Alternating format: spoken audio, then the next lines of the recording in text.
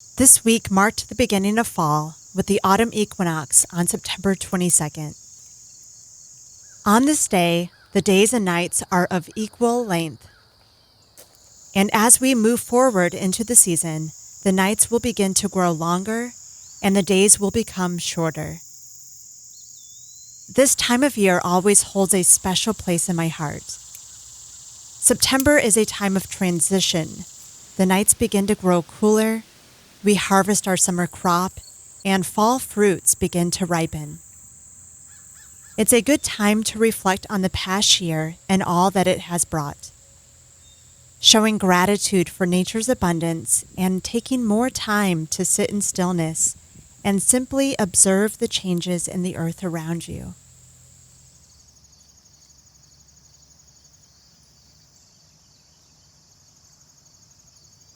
This is when I began to take inventory of everything that did well in the garden, what didn't, how I can improve yields next year, and start researching the new methods I want to try. I definitely had some fails in the garden this year and want to do a better job of beginning plant disease and pest prevention much earlier in the season. I'll be using many of the organic Korean jadam methods, as well as trying some additional homemade sprays like peppermint oil, hydrogen peroxide, and baking soda. I had some success this year using neem oil, so I'll be continuing that this year. But overall, make sure that I'm spraying my plants more consistently. I'll be adding more diverse varieties of plants to the garden, and we'll be adding more homemade teas and fertilizers to improve the health of my soil. I've been taking some time these past couple weeks to harvest the last of my summer crop and clean up my garden. I had been checking on the sweet potatoes since the end of August and noticed that they weren't getting very big and didn't yield as much as I had hoped. I left them in the ground for several more weeks and decided it was now time to harvest. Those last few weeks didn't make much of a difference, but at least now I know that they did not like that corner spot in my garden, so I'll be moving them to a new spot next year. That area of my garden gets a lot of moisture, and the soil deep within the ground is heavy clay. Obviously not an ideal spot for my sweet potatoes, so I'll have to find a new home for them next season.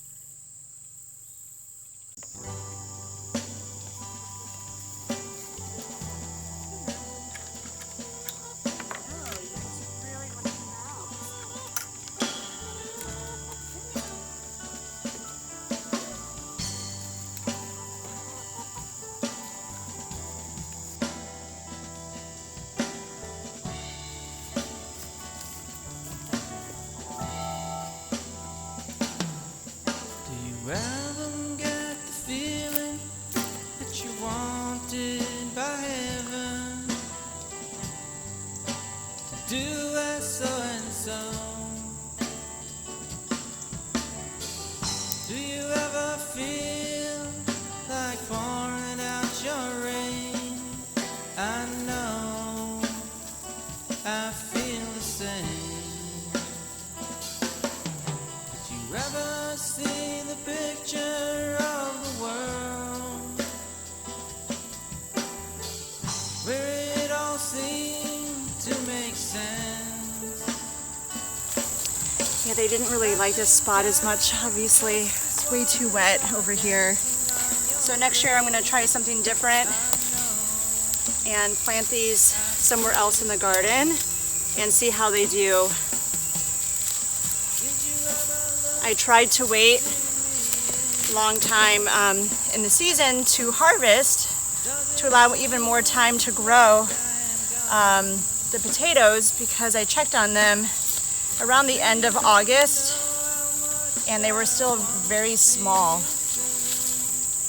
like this, even smaller at that time. But giving them a few more weeks or so did not really do much. I think that the spot just wasn't ideal for them.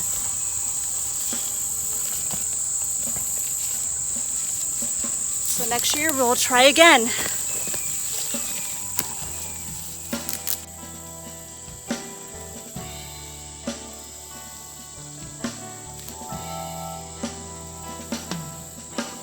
Ever look around you, try to find a way.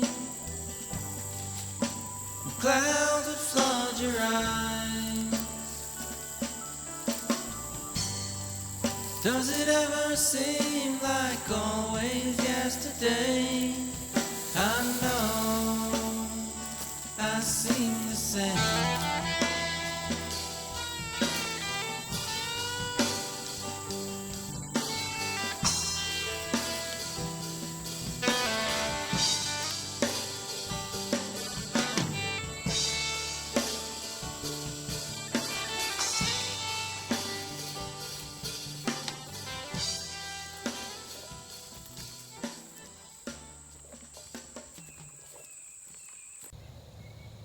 I cleaned out my greenhouse and decided to start growing some microgreens.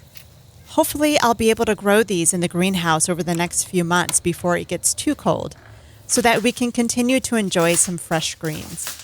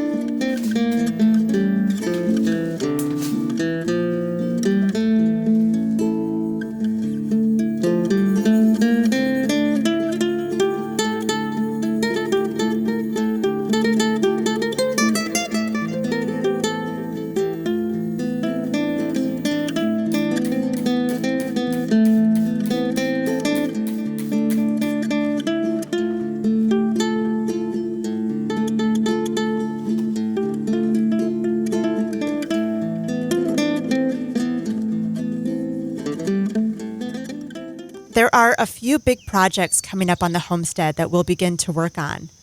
First of which is digging a new well.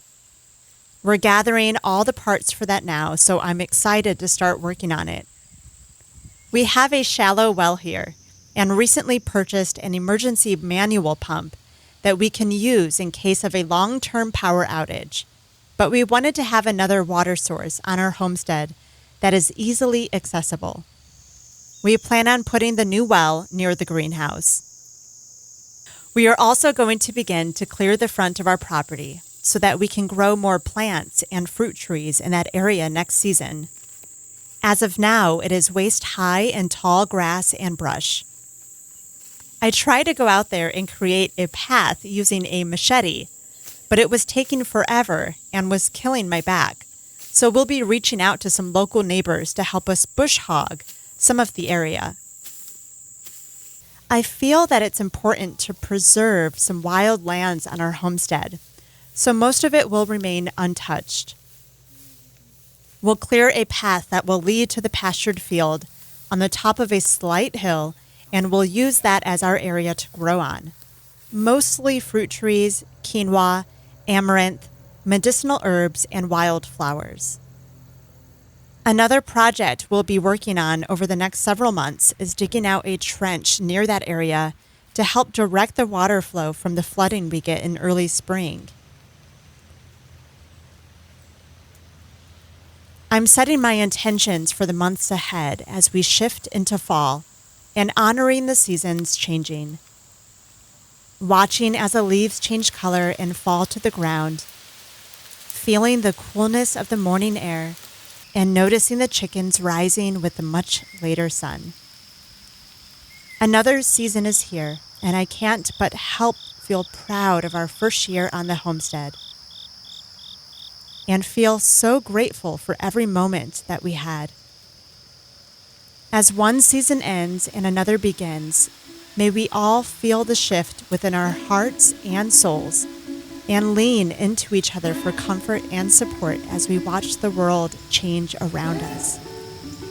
Our time on earth is unpredictable and ever-changing.